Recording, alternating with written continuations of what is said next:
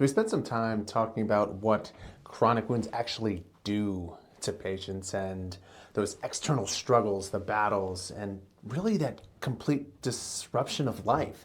And if you've been watching, well, you might be thinking, well, in 2025, with all the medical advances, with all of our technology, all of our knowledge, why is this still such a massive problem?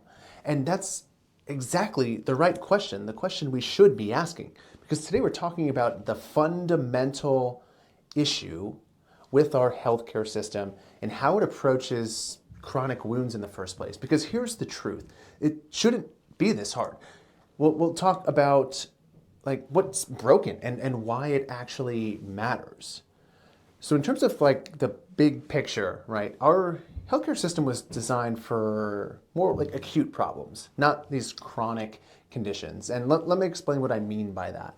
Acute versus chronic, there's a system mismatch, right? And when you have an acute problem, let's say maybe you break your arm, right? The system works pretty well. You go to the emergency room, they take an x-ray, they set the bone, put it on a cast, follow up in a few weeks, and bone is healed, right? Problem solved. And essentially, that's how our healthcare system was designed. It's what it was designed for. Clear diagnosis, clear intervention, resolution, this linear progress. But chronic wounds, on the other hand, well, they don't work that way. They're not linear. They don't respond to a single intervention and then they're resolved. They require that ongoing, coordinated adaptive care over weeks and months.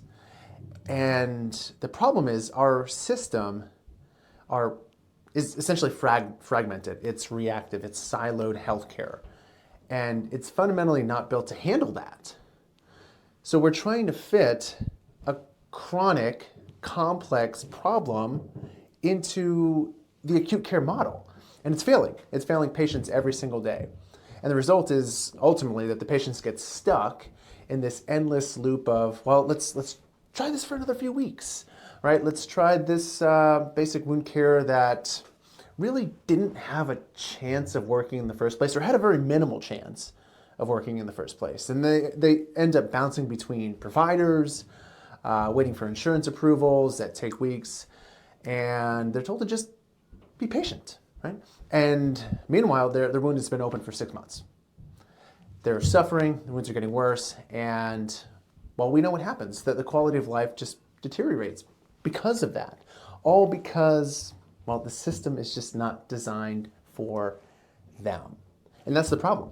And it's just not okay. And if I can get a little bit more specific about what's broken, because here's the thing, right? It's multiple systemic failures happening simultaneously, right? Here's what happens with a typical patient with that chronic wound. Maybe they start with their primary care doctor, they come out of the hospital, whatever it might be, and they get referred to a wound care center. The wound care center sees them once a week, twice a week, but maybe they're not coordinating on a regular basis with that primary care doctor or monitoring the patient's other conditions that might be impacting their healing. The patient has home health nursing coming in, right? Nurses following orders from the primary doctor, not the wound care center, and especially like if the patient is diabetic, they're seeing another specialist, maybe an endocrinologist. If they have circulatory issues, maybe they actually need a vascular surgeon, right? And so there's all of these issues that are impacting what is going on all at once. And all of these providers treating the same patient, and oftentimes nobody's talking to one another. And the patient becomes messenger. Well, right, the wound care center said this, but my doctor said that, and the nurse is doing something entirely different on their own. And guess what happens? Well, there's a care breakdown, right? There's sometimes conflicting messages, missed opportunities, and delay. And it's that fragmentation that is killing the outcomes, because it's how the system currently operates, right?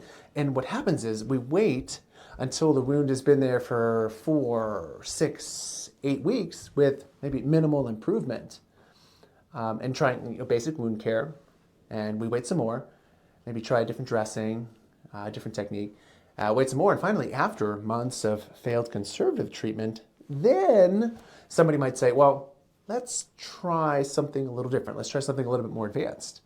And by the time the patients actually get access to like advanced biologics or grafts or specialist care, sometimes the wound has been chronic for well, months.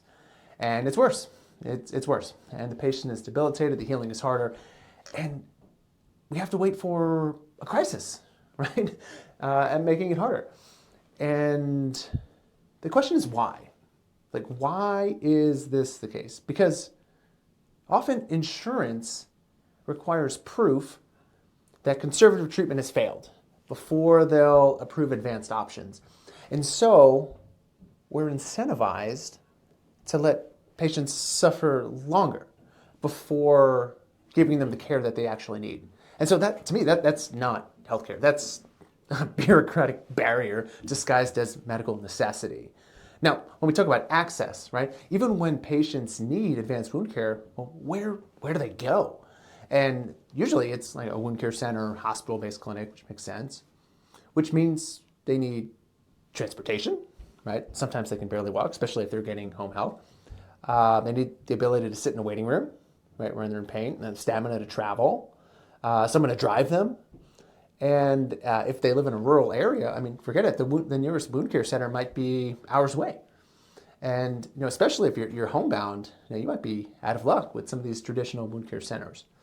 So it's not really meant for those who have mobility issues, cognitive decline, complex medical issues as well. So it just makes the barrier to access even higher. And so we've created this system where people who need specialized wound care, most of them who have the hardest time accessing it. And it's backwards, right? It's completely backwards. Because here's another barrier, right? Most home health agencies, they get out there, they're providing excellent care from the nursing staff. I've seen it all the time. But there's a limitation, right? And oftentimes a legal limitation in what they can actually do for advanced wound treatment. And they're out there doing their wound care, dressing changes, the education, they're doing it well. But the chronic wounds, they're not responding to the type of care that they're providing, and we need advanced interventions sooner. So that mechanical debridement, right, by a certified specialist, application sometimes of biologic grafts, advanced wound preparation, of the wound bed. And the reality is, most home health agencies, they don't have providers with that level of training to be able to do that, because often it's like a PA or an NP or higher that's going to be required to do that. And so patients either have to leave home, right, as we mentioned, to get advanced care, or they just don't get it at all. And so that gap in the system is leaving thousands of patients, probably more than that, suffering unnecessarily.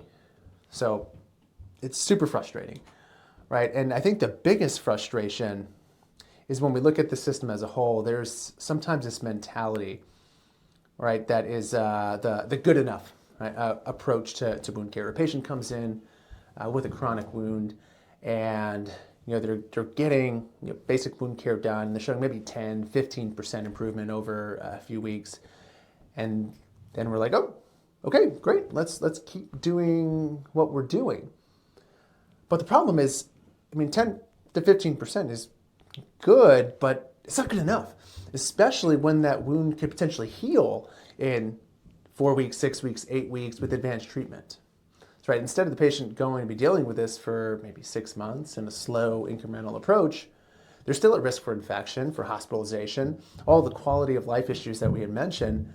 But because the wound isn't getting dramatically worse, and because there's some improvement, the care isn't escalated.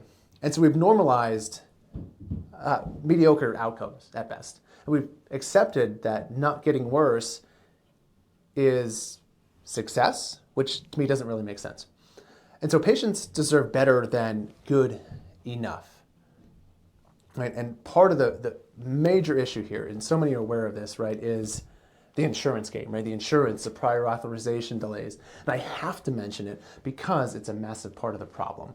Even when a provider identifies that a patient needs advanced treatment, they often have to fight with insurance to get approval, right? And sometimes these prior auths can take weeks, and many times we're met with a denial. And even if we go to appeal that, it's rare that we get an approval after that. And we have all these requirements to prove that conservative treatment has failed for this arbitrary length of time, 28 days often. Meanwhile, the patient is just waiting.